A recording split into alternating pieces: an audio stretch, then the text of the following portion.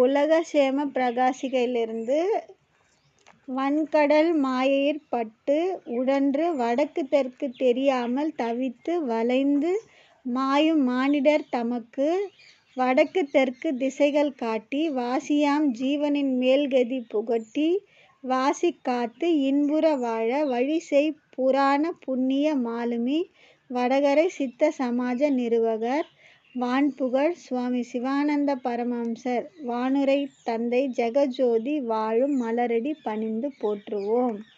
அதாவது கடல் அளவுக்கு இருக்கிற இந்த மாயையில் மாட்டிட்டு உழன்று வடக்கு தெற்கு தெரியாமல் தவித்துட்டு இருக்கிற இந்த மானிடர்களுக்கு தன்னோட ஜீவனை மேல்கதி அடையிறதுக்காக வாசியை நமக்கு கொடுத்து காத்து இன்புற்று வாழ வழ செஞ்ச சாமி சிவானந்த பரமஹம்சரை பணிந்து போற்றுவோம் அப்படின்னு சொல்கிறாங்க.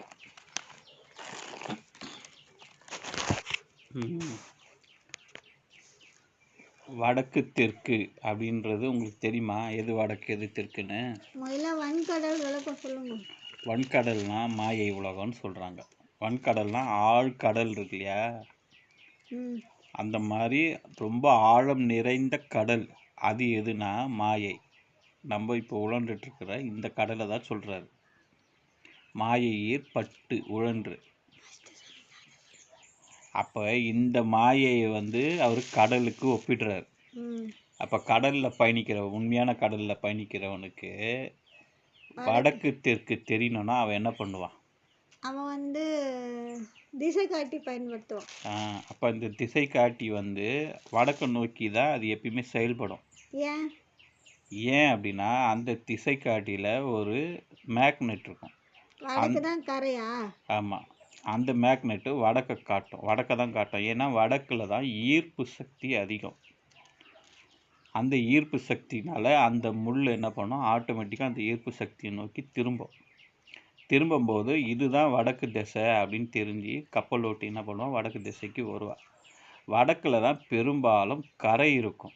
அதாவது துறைமுகங்கள் இதெல்லாம் வடக்கு திசையில் தான் அமைச்சிருப்பாங்க. அங்கே போனால் தப்பிச்சிடலாம் அப்படின்னு சொல்லி தான் அவன் பயணித்து வருவான். இது கடலில் நடக்கக்கூடிய ஒரு சம்பவம். இந்த மாயக்கடலில் நாமளும் வடக்கில் போனால் தான் கரை உண்டு. அப்போ இந்த வடக்கு எது நமக்கு? பூர்வ மத்தியம். சிரசாக இருக்கின்ற பூர்வ மத்தியத்தில். அப்போது நாம் எதை கொண்டு பயணிக்கணும்? பூர்வ மத்தியத்தை நோக்கி. எதை கொண்டு பயணிக்கணும்? எதை நோக்கி பயணிக்கணும்னா பூர்வ மத்தியத்தை நோக்கி பயணிக்கணும். ரைட்டு.